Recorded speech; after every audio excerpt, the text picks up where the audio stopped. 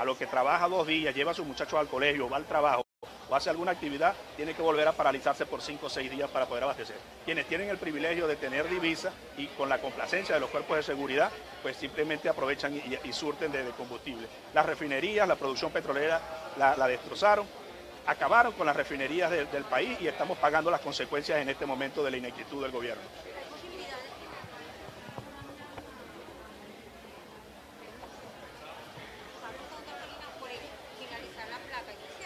Mira, existen varias medidas que han aplicado, como en el estado Bolívar, en el Táchira se aplicó, pero cuando no hay un abastecimiento consecutivo, permanente, diario, quien pierde el día, quien le toca abastecer y no llega gasolina ese día, pierde su turno y tiene que volver a esperar para volver a abastecer. Esa no puede ser la solución de racionar el combustible, quien es algo necesario, como lo decía, Venezuela se funciona sobre ruedas.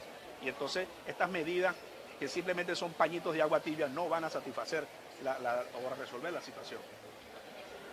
Escuchaban ustedes declaraciones del diputado Leonardo Renor, quien pues se refería a el suministro de gasolina, precisamente en el desabastecimiento de combustible que hay en la región occidental del país. Decía también que los estados más afectados sin duda son el estado Zulia y el estado Táchira. Por cierto que uno de los temas que se va a debatir el día de hoy en la sesión ordinaria de la Asamblea Nacional es precisamente la crisis que hay en el sector universitario luego de esta sentencia por parte del TSJ de Nicolás Maduro. Precisamente sobre ese tema se van a pronunciar los diferentes rectores de las universidades del país y a propósito de ese punto del orden del día que está pautado como el segundo, se van a pronunciar también no solamente la rectora de la Universidad Central de Venezuela, sino también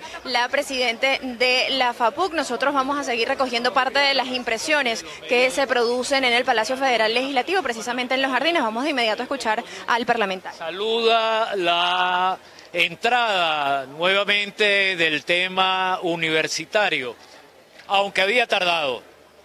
La sentencia dictada el 27 de agosto obligaba a una consideración decidida, contundente y profunda de la representación popular en relación a un tema de tanta envergadura. Está agredida la Universidad Autónoma y Libre en Venezuela. Está lesionada la libertad de cátedra. La dictadura socialista lo que pretende es llegar lejos con una maquila académica. A veces nos preguntamos, si le ponen tantos cortapisas, si el déficit presupuestario crónico de la universidad venezolana no es válida para las tales universidades de la dictadura, e incluso colocan ingresos en las universidades públicas, libres y autónomas, que no necesitan ningún tipo de examen de admisión, sino son ingresos automáticos. ¿Por qué las academias militares entonces no renuncian a celebrar, a hacer los exámenes de admisión, si ellos dicen que son tan universidades como el resto de las universidades venezolanas? Nosotros en la fracción parlamentaria del 16 de julio nos hacemos eco de una propuesta de acuerdo formulada por la Asociación de Profesores de la Universidad Simón Bolívar en defensa de la Universidad Venezolana. Además, perfeccionada por los aportes del profesor Moisés Troconis de la Universidad de los Andes. Y de nuevo ha sido reiterada la postura de la fracción parlamentaria del 16 de julio, de nuevo expresamos nuestro militante rechazo a las intervenciones solapadas o abiertas de las universidades venezolanas, incluso, como lo ha asomado el ministro usurpador, apenas sugerir que puede entrar en una mesa de diálogo, como que si fuesen las universidades rehenes de esta dictadura, ya con el fallo del 27 de agosto del presente año. Seguidamente va a intervenir También en nombre de la fracción parlamentaria 16 de julio, el diputado Carlos Bastardo, quien va a fijar postura en relación a los tristemente célebres bonos 2020. Bien, ustedes escuchaban declaraciones del diputado perteneciente a la fracción 16 de julio, Luis Barragán. Vamos a escuchar de inmediato declaraciones de este diputado. La fracción parlamentaria 16 de julio quiere ratificar lo que fue la posición que nosotros el 7 de mayo en una sesión en donde se aprobó el pago de los intereses de los bonos 2020, ratificamos la ilegalidad de estos bonos desde su emisión, con todas sus características, porque se convierten estos bonos en un daño al patrimonio de la nación, a los bienes de la nación. Es increíble que el régimen de Nicolás Maduro y que el régimen del difunto Hugo Chávez hayan comprometido activos de Venezuela de forma tal que hoy parecen casi irrecuperables. Sería catastrófico para la nación que se pierda Citgo. Sin embargo, de manera irresponsable, para saquear el dinero público, utilizaron este mecanismo de sacar unos bonos, estos llamados bonos 2020, y pusieron en garantía Citgo, una empresa estratégica en el negocio petrolero venezolano que hoy está devastado, y que esta empresa, por los manejos, por las expropiaciones, por esas ganas de seguir apropiándose de lo indebido, pues hoy se encuentra en riesgo. Lo dijimos el 7 de mayo y hoy lo vamos a ratificar en el derecho de palabra que solicitaremos a plenaria. Estos bonos 2020 son ilegales y por tanto el gobierno legítimo del presidente Guaidó tiene que plantarse en una estrategia de solicitar la protección de los bienes, pero además la Asamblea Nacional, a través de una comisión especial que se nombró para estudiar este caso, pues debe rendir cuentas al país de qué fue lo que se hizo luego de la aprobación de los intereses de estos bonos 2020 que nosotros rechazamos en el voto salvado que entregamos debidamente por secretaría.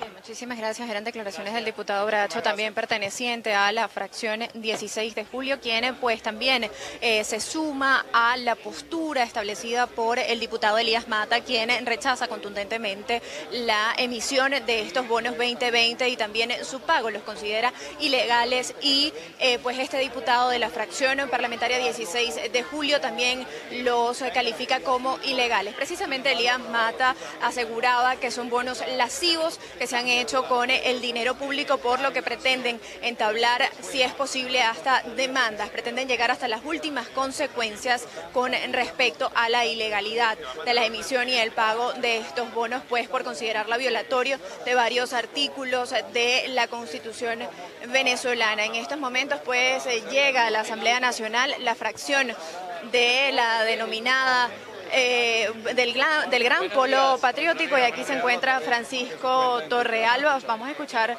parte de sus declaraciones. Diputado, nos encontramos en vivo para... ¿Cómo les va? Bueno, estamos listos aquí de nuevo.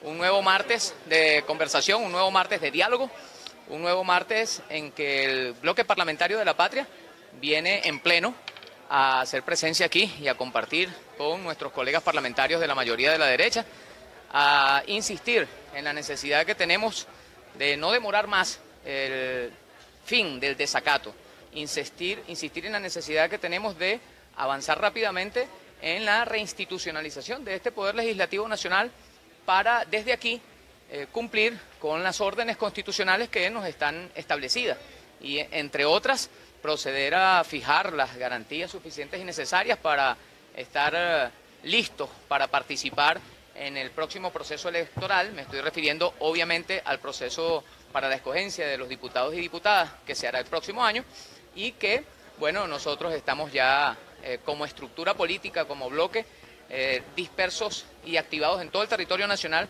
para hacer nuestro mejor y mayor esfuerzo en ganar estas elecciones y con ello impedir que el Parlamento vuelva a ser víctima de un desastre como el que atraviesa en la actualidad. Un desastre que se expresa, por ejemplo, en la negativa del colega que llaman Rastrojo en debatir sobre sus vínculos de amistad con narcotraficantes y con terroristas y con personas que descuartizan a otros seres humanos. Esa negativa es como intentar tapar el sol con un dedo. Nosotros desde aquí hemos dicho una y otra vez, y lo vamos a repetir hoy, en cualquier parlamento decente del mundo, si un diputado se junta con un narcotraficante o con un terrorista o con un descuartizador de seres humanos, debería separarse de su cargo. Esto no ha ocurrido y parece que no va a ocurrir, porque este colega parlamentario, bueno, simplemente es el niño consentido del gobierno de los Estados Unidos de Norteamérica. Un gobierno que además le ha entregado cantidades gigantescas de millones de dólares que de paso a nadie le rinde cuenta. Nosotros insistimos desde aquí en un mensaje para los ciudadanos de Estados Unidos de Norteamérica. El dinero que Donald Trump le manda a Juan Guaidó es un dinero que se recoge de los contribuyentes ciudadanos en Estados Unidos de Norteamérica.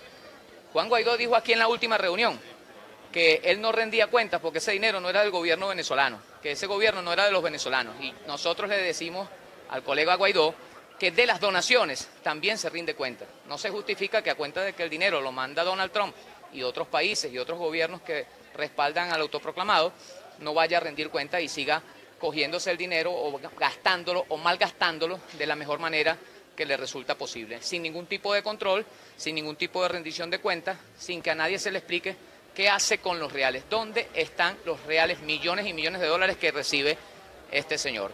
Nosotros, por supuesto, hemos venido también a insistir en la necesidad de transmitirle al pueblo ecuatoriano nuestra solidaridad por la valentía que han demostrado durante todos estos días en la pelea contra el Fondo Monetario Internacional.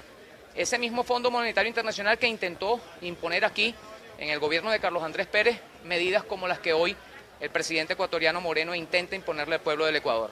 Nuestra felicitación y reconocimiento se expresa, por cierto, en una marcha que vamos a tener el día de hoy. El Partido Socialista Unido de Venezuela y el Bloque de la Patria va a participar en una marcha desde Parque Carabobo hasta aquí, hasta la Asamblea Nacional Constituyente que se reúne esta tarde también. Y desde aquí nosotros le expresamos nuestra solidaridad como bloque parlamentario al pueblo ecuatoriano. Le instamos y le exhortamos a seguir de forma pacífica llevando adelante esa pelea, que es la pelea de todos los pueblos de Latinoamérica y es en lo que nosotros creemos, en los procesos de emancipación popular, que no van a poder frenar con represión, que no van a poder frenar con agresiones al pueblo como las que desencadenó en este caso el presidente de Ecuador.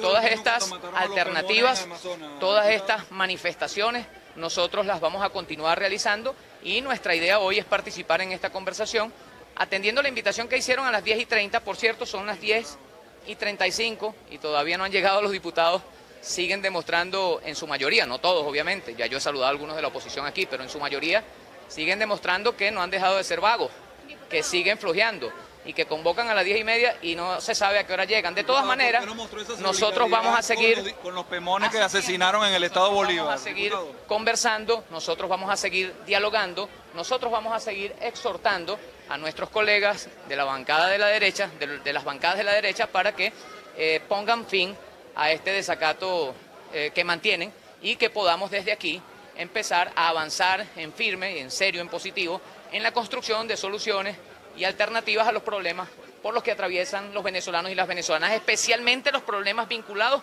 al bloqueo genocida que unos cuantos de ellos pidieron y que gustosamente el gobierno de Estados Unidos nos ha impuesto y que nos tiene a todos muy mal en términos de lo que es el desarrollo de nuestra vida electoral. Un estatuto electoral para poder hacer elecciones parlamentarias. Hay varios pasos que hay que seguir. Lo que pasa es que en un parpadeo se nos va a terminar de ir el año y esta gente va a seguir en desacato. Nosotros le queremos llamar a ellos para que aprovechemos el tiempo, que no demoren más la salida del desacato y que podamos empezar ya muy rápido a trabajar en firme en las cosas que hay que hacer, como la creación de los estatutos y todo lo que corresponda. Con un nuevo CNE, diputado, ¿y cómo se vive en un país como Venezuela con un salario de $15 cuando la canasta básica está en $175 mensuales? Exacto, sería muy importante preguntarle a los que han impulsado el bloqueo genocida, el bloqueo económico, ¿por qué se contentan cuando incrementan el precio de la divisa norteamericana y que con ello hacen que baje el poder adquisitivo de los trabajadores y las trabajadoras?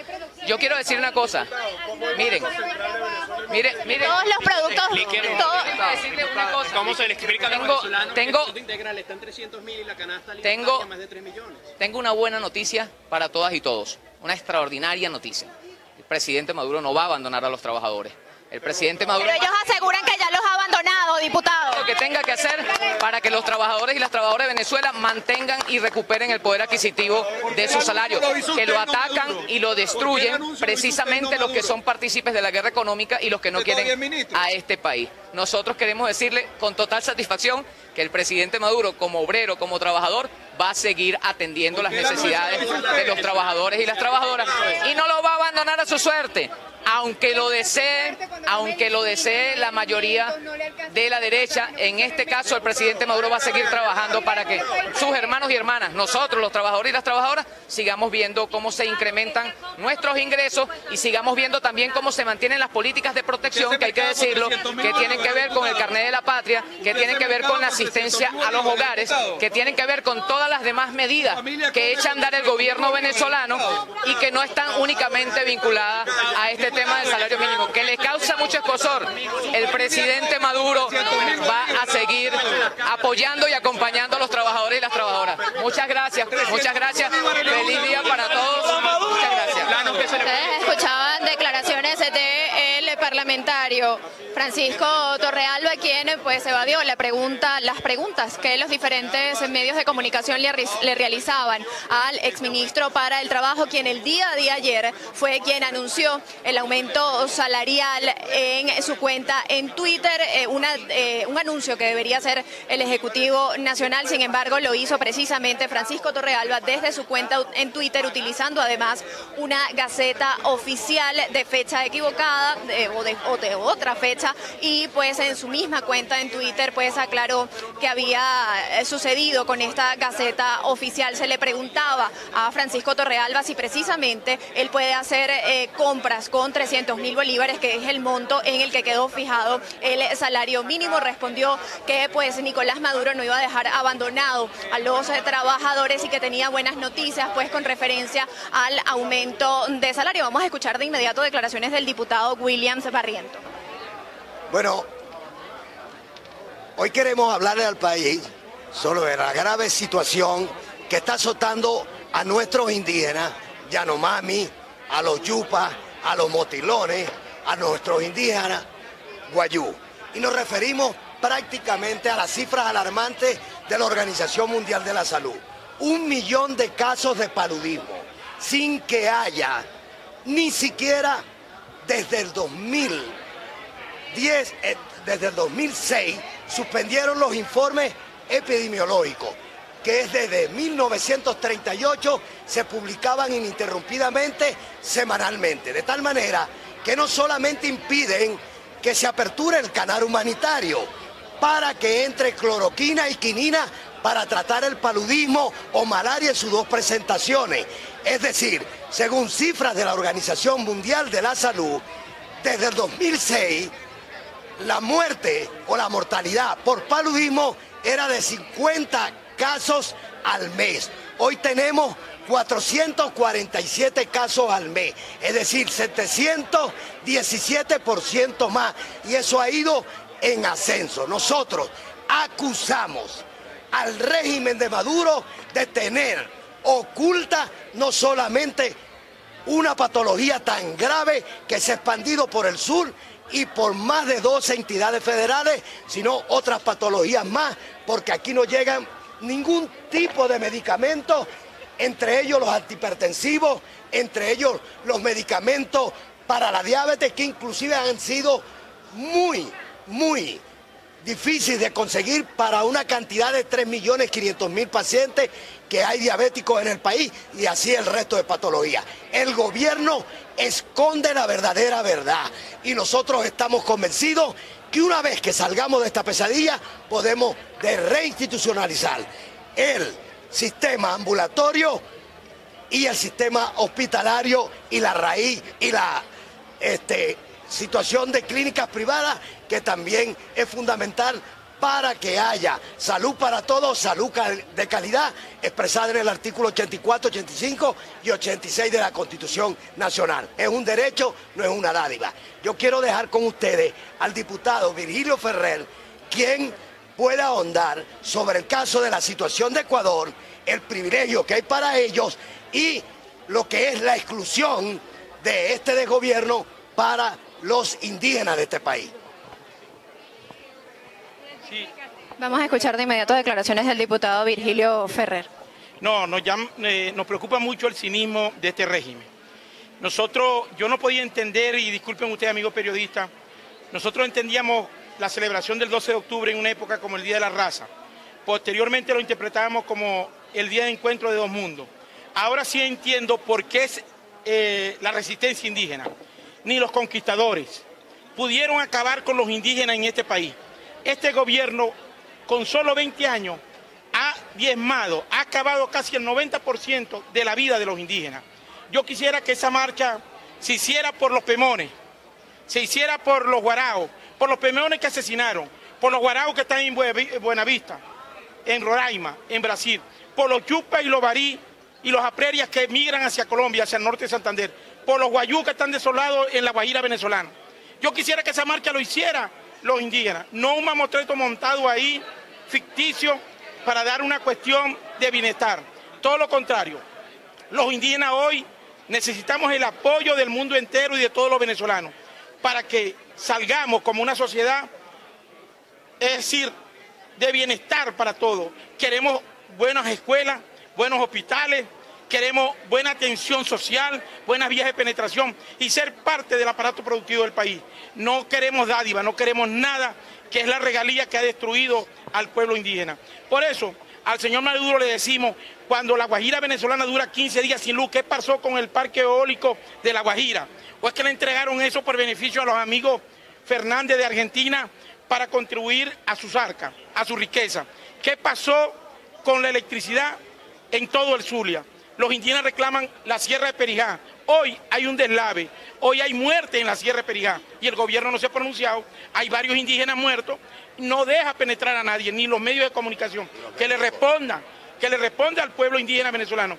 Y queremos decirle a ustedes que hoy, más que nada, estamos en resistencia al hambre, al abandono, a la desidia y al olvido de este gobierno durante 20 años. Diputado, ¿qué significa para usted como parlamentario representante de la comunidad indígena venezolana que, por ejemplo, el máximo representante de la fracción parlamentaria del oficialismo venga para acá a respaldar y a rechazar las acciones de Lenín Moreno en contra de los indígenas ecuatorianos y no lo hizo así con respecto a la masacre de Pemones en Venezuela? Bueno, ese es el cinismo que yo dije al inicio, eso es la desfachatez, el descaro, la vagabundería, el genocidio, donde son cómplices de un genocidio constante, permanente al pueblo Pemón, al pueblo guarao, cuando están infectados por más del 50% por HIV, los guaraos, los pemones muertos, es decir, desplazados por la violencia, producto de la explotación de la riqueza indígena, del arco minero, que lo que han hecho es prostituir eso. A ese hermano parlamentario debe realizarse una marcha a Miraflores, decir que respondan por la vida de los indígenas, que respondan por el pueblo venezolano, por algo sagrado, por nuestros aborígenes, por la parte cultural. Eso no va a suceder, porque sabemos nosotros que debe responder y decirle al gobierno venezolano qué pasó con las tanquetas que mataron a los venezolanos aquí en Caracas cuando hubo la protesta. ¿Por qué no le pasa ese video a Rafael Correa? ¿Por qué no le pasa ese video y lo muestra en Twitter, en Instagram, al mundo entero? ¿O es que los venezolanos somos unos tontos útiles? Todo lo contrario, aquí vamos a levantar la voz y aquí vamos a permanecer, porque más temprano que tarde este país será de los venezolanos y de los indígenas, para que nos reencontremos todos nosotros, amigos comunicadores sociales. Escuchaban ustedes declaraciones del diputado Virgilio Ferrer, representante de la etnia indígena en Venezuela. También ustedes pues escuchaban su postura referente a lo dicho por Francisco Torrealba en rechazo a la situación ocurrida entre los indígenas ecuatorianos en ese país. También anteriormente escuchaban declaraciones del parlamentario Williams Barriento, doctor también, quien se refería al incremento de casos de paludismo en el país. Aseguraba que existen más de 450 casos y que no han entrado los medicamentos necesarios para el tratamiento de esta enfermedad que estaba erradicada en Venezuela. Nosotros continuamos acá desde el Palacio Federal Legislativo llevándoles todas las incidencias de lo que ocurre en el Palacio Federal Legislativo. Precisamente ya hemos visto llegar a la profesora Lourdes Viloria, quien es presidente de la FAPUC y que en breve se podría intervenir en esta sesión ordinaria extraordinaria establecida para este martes, pues el segundo punto del orden del día es precisamente el debate sobre la crisis universitaria y la violación de la autonomía en todas las casas de estudio del país, un pronunciamiento que se realizó el día de ayer precisamente desde la Universidad Central de Venezuela. Como primer punto del orden del día para esta sesión establecida para el día de hoy, pues se debatirá sobre la situación migratoria de los venezolanos que han abandonado el territorio venezolano. Nosotros pues continuamos acá llevándoles a ustedes toda la información que desde acá, desde el Poder Legislativo, se genere. Reporto para ustedes Antonieta La Roca desde la ciudad de Caracas. Esta transmisión es presentada por... Para alcanzar el éxito, necesitamos estar acompañados, trabajar en equipo en un mismo objetivo. ¿Y a ti?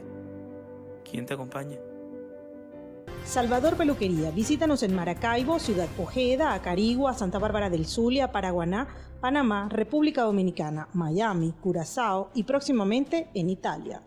Only for Men. Centro San Ignacio, Nivel Blandín, Caracas.